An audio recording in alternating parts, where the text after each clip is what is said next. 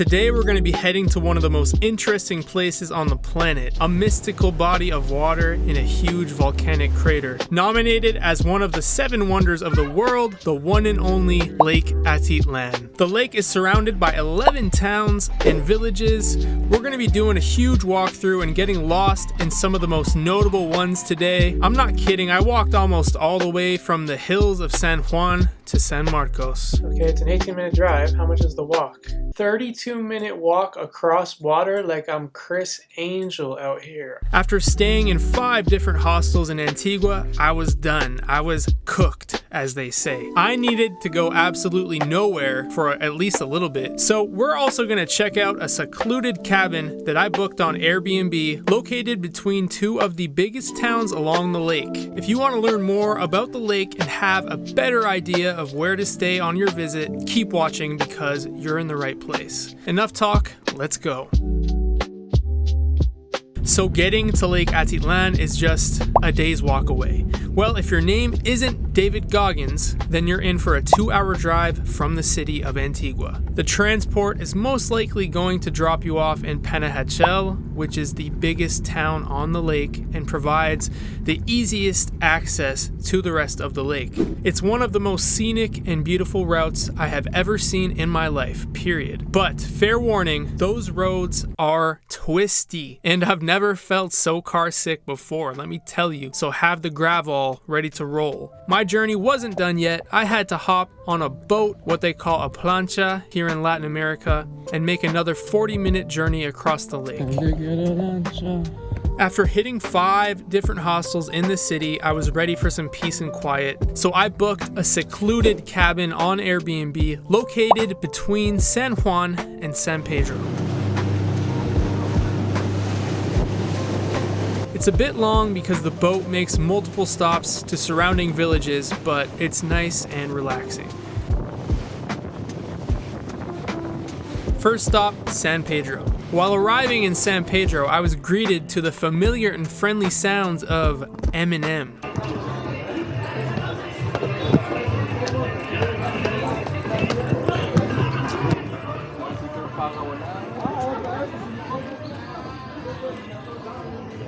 One thing the towns of Atitlan have is color.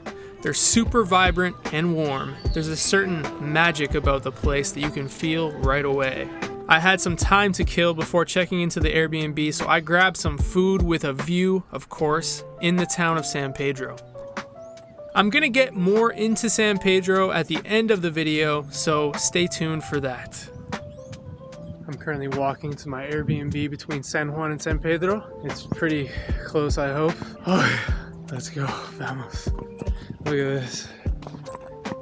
My theory with booking in this location is so I could walk to each town a little bit easier, being in the center, but it was a little more off the beaten path than I anticipated. I finally found the cabin and I had run into the official Airbnb security system.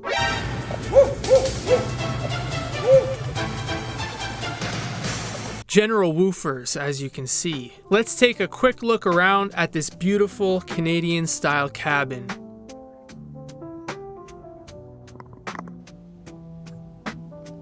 It had everything you could typically want at an Airbnb. The view was absolutely ridiculous, especially in the morning.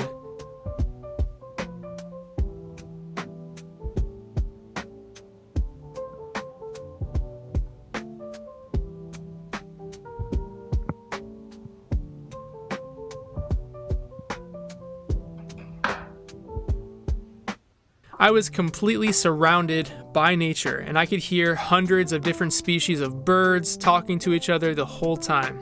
I saw some really big birds landing on the trees around me. There was a little path that went down, so I figured, let's see what happens. It went all the way down to the lake, a nice little hangout spot.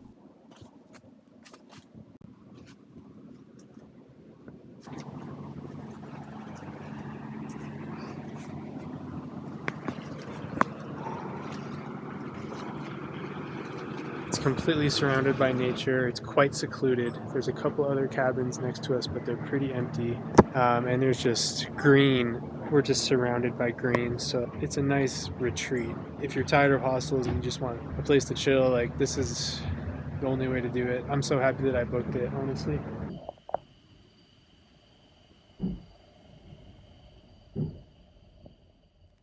After a good night's sleep and a warm welcome from the local neighbors, strong moth action out here, it was time to check out the rest of the towns on the lake.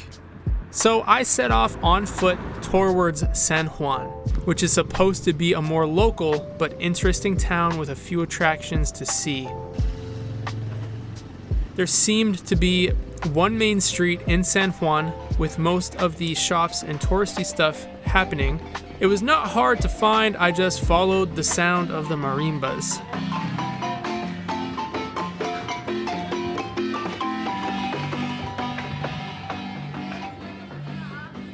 It was time for me to wake up, which meant time for a coffee. And luckily, there's a few small cafes at the bottom of the hill. I dove right in and had a nice little breakfast.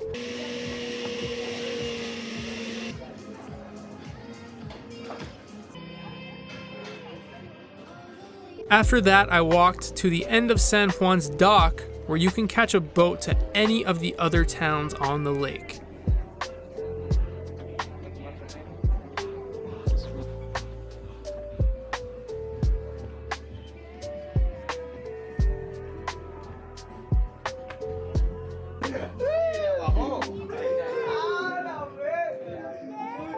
There was still more to see. I decided to head west in search of a famous mirador in the area.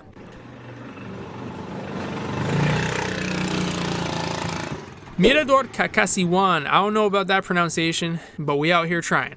I grabbed some tickets at the bottom of the hill and started the climb to the top.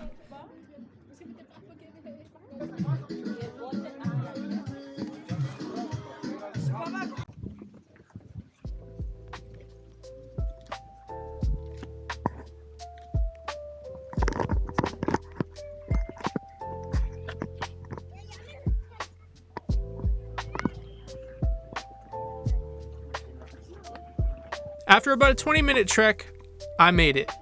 It was super accessible for everyone. This is a low-level hike for sure, but the view at the top is still, once again, absolutely gorgeous, as everything seems to be in this country. It's wild.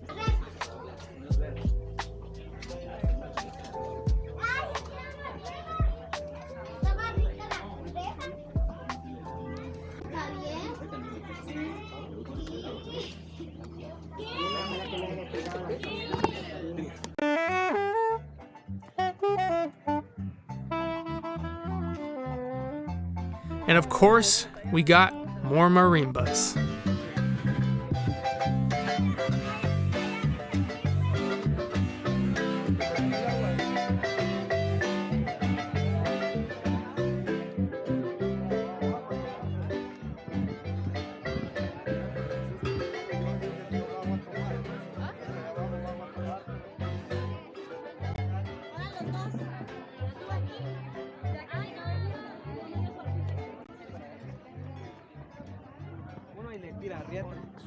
After I climbed back down, I had a choice to make. I could take a boat from the dock in San Juan and head to Panajachel and give it a proper look, or catch a tuk-tuk in San Juan and go to the purely local small town of San Pablo. I, of course, chose San Pablo, and it was super worth it. I had to find a specific set of tuk-tuks that only operate out of San Pablo. The San Juan guys will not take you there, so it seems.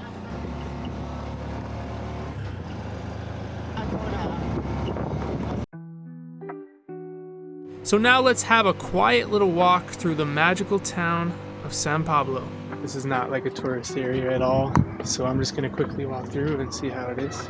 But it's a nice quiet little town where it's basically just locals, much different. Feliz Navidad. Es una escuela.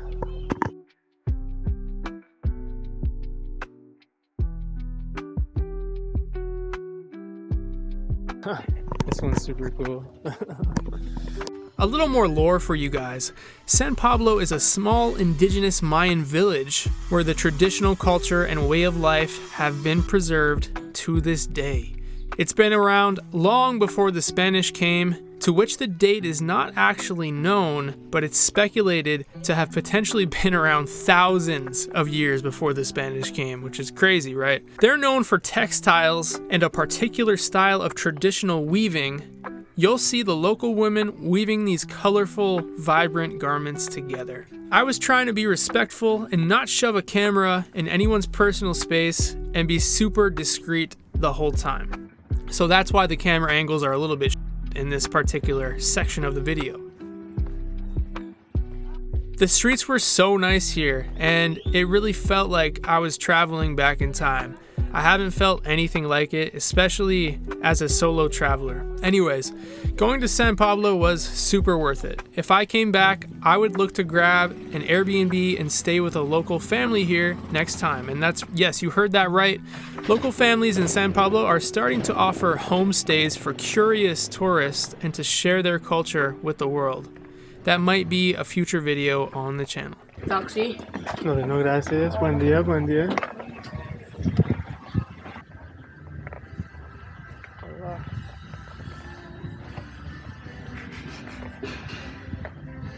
This is really rural, man. This is like really, really rural. Out of the way.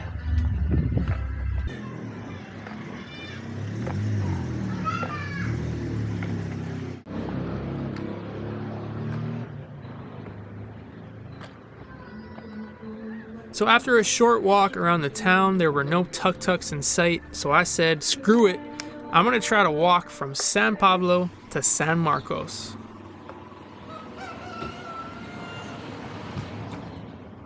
Hola, señorita.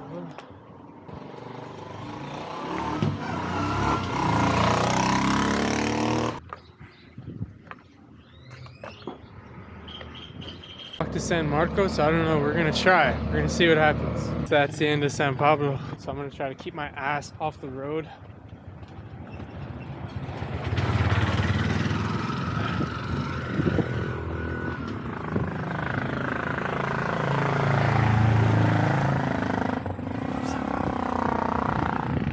Oh my god, this is amazing. Woo! Look at that, damn. I get the feeling that walking this route does not happen too often due to the stairs that I'm getting, but it's beautiful. I don't imagine it's that crazy of a walk. These turns come quick and they're steep, so I don't know about this. All in all, it was a very windy 40-minute walk over to San Marcos. Didn't see much traffic, but I would never attempt this after dark because you better believe there's no sidewalks. Very steep, very hilly here. I ran into a monster at night doing this near my Airbnb. It's like a demon. Woo.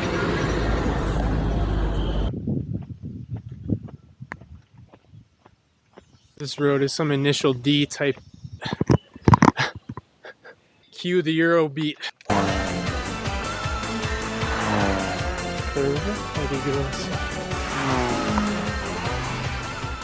I think after this we're basically coming into San Marcos right now.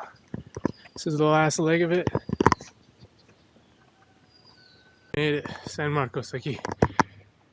Oy. Gracias a Dios. And as soon as you enter the city, it's just immediate. It just turns into a tourist area. Now, you may not know that San Marcos has become a bit of a famous destination for a particular type of traveler these days. San Marcos has become the go-to destination for spiritual seekers and those interested in holistic wellness. Mi amigo, tienes hambre, por supuesto, ¿no?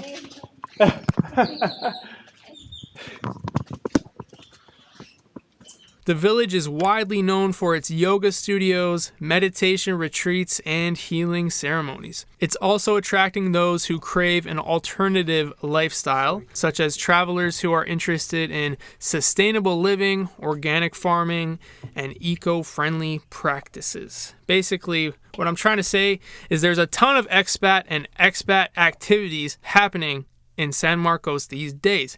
So if that's your thing, hey, I'm not judging you out here. This is the spot to go and find your people, your tribe. But aside from all that, we're going to check out one of the main attractions of San Marcos, the Mirador of Cerro Tenso, the Mirador of the Nature Reserve. If you guys just want to hit some yoga and metaphysics at 10 a.m., that's what they be doing out here in San Marcos.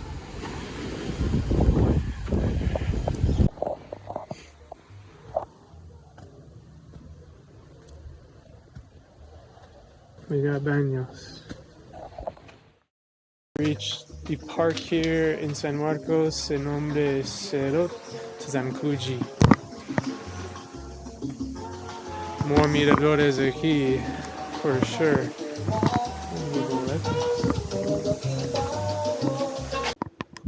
Found some type of viewpoint.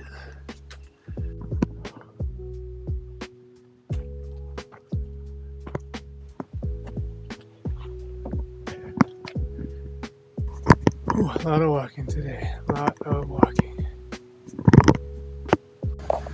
Miradore, 100 meters. Vamos.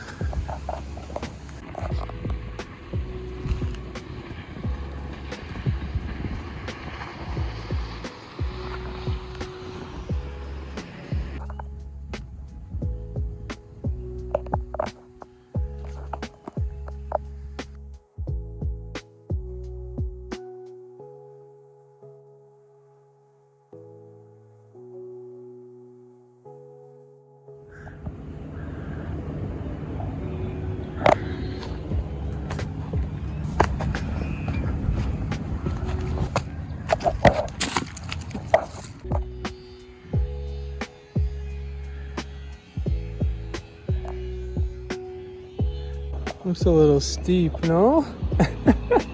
Holy f.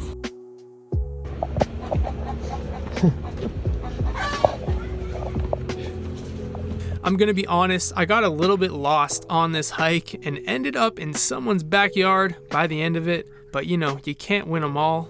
Eventually, I landed back on the street leading me into San Marcos in the first place, and it was back down the main street once again to hit some food. And after some of the best Indian curry I've had on this side of the world, it was time to catch a boat and go back to my end of the woods. The boat came and made stops around all of the surrounding villages before it was time to disembark at San Pedro once again. It's about 25 quetzales per trip, by the way. So San Pedro again, guys. I didn't get into too much detail the last time I was here, but let me give you guys the lowdown on San Pedro. San Pedro is widely known as the main place for nightlife and degenerate activities within the lake. You'll find mostly tourists walking around here. It's not so local at all. There's high-end restaurants all over the place, tourist traps, and bars. Also, hostels, which I opted out this time. That's pretty much San Pedro in a nutshell, but it is cool during the day as well. There's a lot of colorful, fun streets. One specifically where the Iglesia de San Pedro is, the main church of the town, and where you'll find some events and cool stuff going on. All in all, that was my complete experience in Lake Atitlan, a solid little 2-day escape from the world. There's a ton of other things to do and towns to see here on the lake. I really did just scratch the surface here. In a nutshell, let me wrap this up for you guys. So where you should stay on the lake. If you want to party, you go to San Pedro. If you want a local experience with a bit more going on, with restaurants and cafes, go to San Juan. If you want to live like the Mayans lived and have a really special traditional experience, find a family to stay with in San Pablo. If you want to have a spiritual experience and do some serious soul searching and healing, then San Marcos is looking pretty good. If you want to stay in the biggest town with the most stuff, restaurants, and hotels, then you can stay in Panajachel. I'm going to do one more video showcasing the Selena Hostel in Panajachel, and then that's going to conclude my entire series in Guatemala. If you haven't checked out my Antigua videos, I did a ton of stuff there, so make sure to check it out right now. Thank you guys so much for watching, and please subscribe if you're not already and help a small channel out. I appreciate it large. All the best to you guys, safe travels, and I'll see you later.